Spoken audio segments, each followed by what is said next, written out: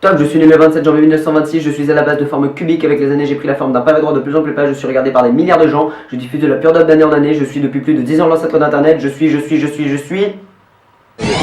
La télévision. Non mais honnêtement, t'as remarqué le nombre de conneries qui passaient à la télévision? Pour moi, le top des chaînes barbantes, c'est quand même les chaînes d'infos. Non mais sérieux, toute la journée ils diffusent des infos en boucle et tout, mais franchement ça sert à quoi? Les infos elles arrivent pas toutes les 2 minutes hein. Mais le truc c'est qu'en fait tu te rends compte qu'au bout de la 3e ou 4e fois que t'as déjà vu ça. Tu me commandes un américain bouchon s'il te plaît? T'es à l'antenne hein. Bonjour et bienvenue sur le Breaking News H24 Info. Jingle. Tout d'abord les news. Un ornithorynque hityphalophobe a assassiné une jeune péripatéticienne de sang-froid dans la soirée de dimanche à jeudi et a déclaré, je cite, Waza crève sa biatch. Tout de suite, le rappel des titres. Mais j'ai déjà eu cette merde. Je garde quand même une petite hésitation pour les chaînes naturelles. Ou culturelles. Je sais pas comment vous appelez ça. Aujourd'hui, on va aller chasser les sangliers. Les sauvages. Il faut pas faire de bruit. Chut. Après, t'as les chaînes genre TF1 ou France Télévisions. Alors eux, ils diffusent de tout.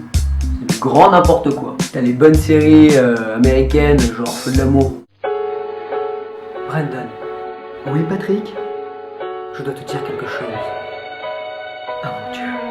Je suis ta mère. Je savais que ça arriverait. C'est plutôt agréable à regarder. Non, c'est pas vrai. Après, t'as les séries...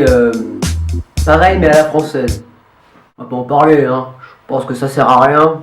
On est d'accord? Après, t'as les séries policières. Donc t'as d'un côté les séries américaines et les séries françaises. Donc t'as les séries américaines. Vous voyez cette petite incision? Eh ben c'est tout à l'heure quand je me suis ouvert le doigt en utilisant le scalpel pour découvrir que cette jeune femme a été découpée par 2 jeunes hommes et qu'ils l'ont achevée à coups de bifle. Après les séries françaises. Bon alors, tu es sur le coup, 2 balles? Bon, ça veut dire que c'est un suicide, hein? Et si tu veux, il y a le match ce soir, donc ok? Non, le manque de moyens en France ne se remarque pas. Non. Et t'as évidemment quelque chose qui a été inventé même bien avant la télévision, la publicité. Le truc qui vient niquer ton film quand t'es en plein en train de le regarder. Ce que j'aime bien surtout c'est le sens des publicités en fait. C'est par exemple les publicités de parfum. J'ai jamais vu des publicités aussi connes. Il s'est dit quoi le mec avant de la faire Ma, il veut que la fille soit bonne. Qu'elle trouve une pomme, la pomme elle s'en aille, qu'elle s'envole. Qu'elle trouve des cadeaux, qu'elle monte dessus, pourquoi pas. Ou alors les mecs ont engagé un drogué. Bon les gars, on va faire une map, ok? Il y a la pomme qui s'est barrée. Elle est là, et il y a plein d'autres pommes en fait autour. Et quand elle touche la pomme, les autres elles tombent. Et au final, tu te retrouves avec une pub comme ça.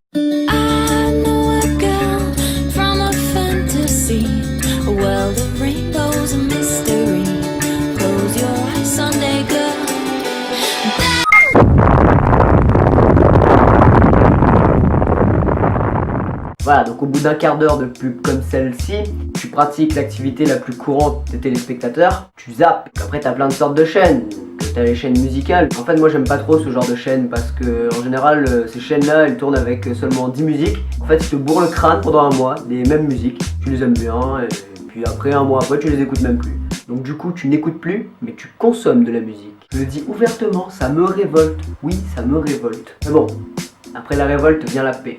Non, je sais pas de qui j'ai tiré ça. Vous savez, moi je suis un artiste, je suis un poète un peu. Mamma de puta, ya. Non, mais pas comme ça, hein, c'est pas... Voilà, donc tu peux repartir aller regarder la télévision ou rester sur internet. Pourquoi pas rejoindre ma page Facebook, t'abonner à ma chaîne YouTube pour voir toutes mes autres vidéos. N'oublie pas surtout de partager ma vidéo si elle t'a plu, donc voilà. Tu fais tourner, hein. Sunny.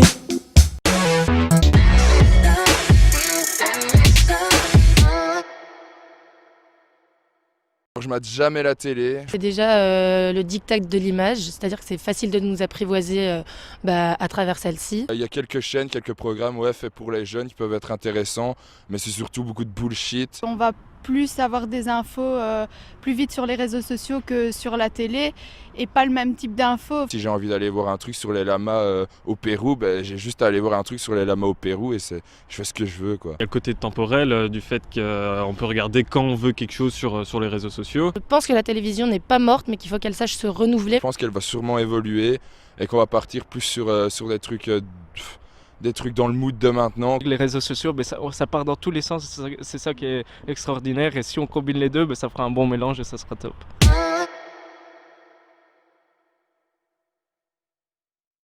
Vous avez évoqué comme prochain grand chantier France 4 et justement plus de participation du public. Qu'est-ce que ça veut dire concrètement ?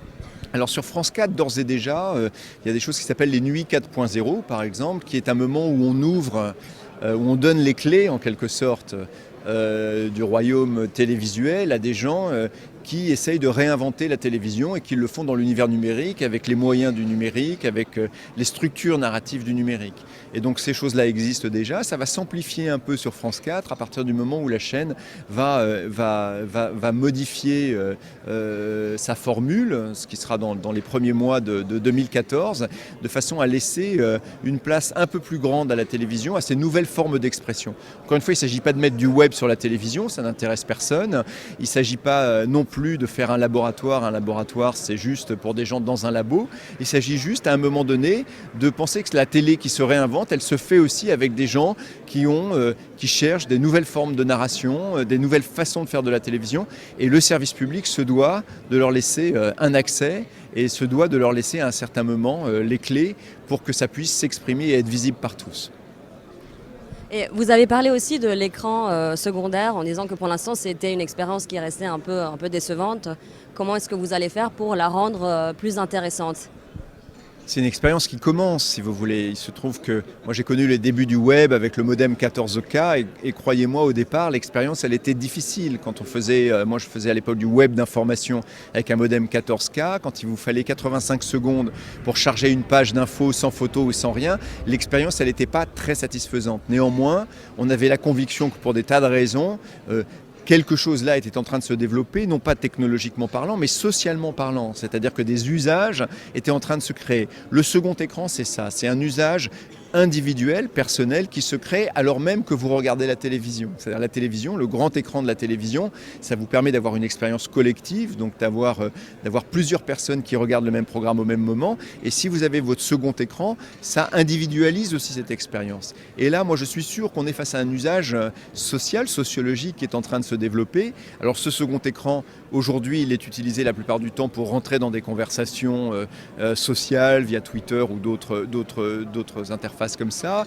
pour partager sur Facebook ou autre, pour s'informer, voire même pour avoir des modes de narration un peu différentes. On n'en est qu'au tout début, donc on est dans le tâtonnement. Malgré tout, quand vous regardez les expériences second écran aujourd'hui et ce qu'elles étaient il y a un an, on voit bien tout le chemin qui a été parcouru. Et donc je ne doute pas que dans les mois qui viennent encore, les expériences vont devenir de plus en plus satisfaisantes. En tout cas, ma conviction, c'est que le nombre de personnes qui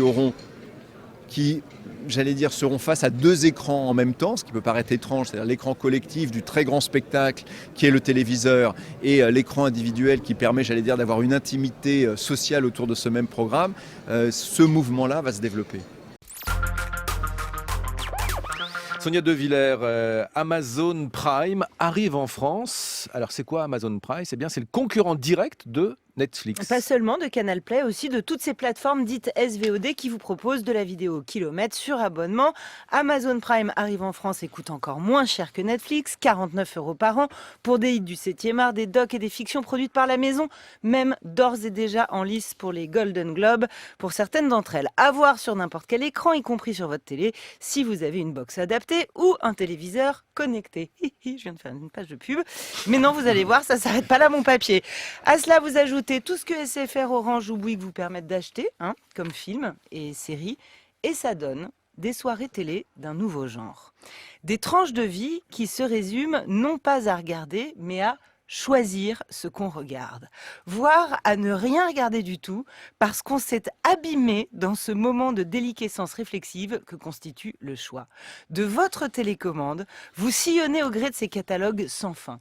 Affiches, résumés, classements avec des étoiles et des notes de téléspectateurs, bandes annonces, tout ou rien fait envie, on ne sait plus, le désir surgit, la curiosité d'aller voir encore plus loin aussi, et au fur et à mesure, on oublie, ça défile, et plus ça défile, moins on choisit, plus il y en a, et plus c'est l'histoire d'un choix qui n'aboutit pas.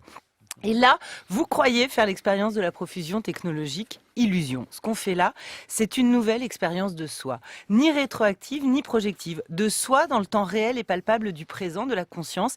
Dis-moi ce que tu veux voir et je te dirai qui tu es, suggère la machine. Mais précisément, qui suis-je à l'instant T pour engendrer ce que je vais regarder? Plutôt mariole, plutôt déprime, plutôt mélo, plutôt raide crevé, plutôt espiègle, plutôt midinette, plutôt intello. Ce n'est pas l'objet du désir qu'on examine ici, mais le sujet désirant. Choisir, c'est se choisir. C'est tenter de figer un état, de fixer une image de soi que l'on voudrait toujours mouvante. Vertige. Comment arrêter le temps qui court alors qu'on voudrait le savoir toujours courir pour se sentir libre de choisir? C'est plus difficile, Eric, de choisir le programme seul que de le choisir à deux. On ne transige pas avec soi, comme si le début du film, c'était le commencement absolu. On ne plaisante plus avec l'instant télé, c'est un instant d'éternité. Souvent, on préfère ne rien regarder. Et moi, chaque matin, une histoire je vous ai racontée, sachant bien que ce soir, vous serez seul face à vous-même, face à la télé. Sonia De Villers, la seule capable de parler et de disserter sur la déliquescence réflexive. Oui. Pour une chronique télé.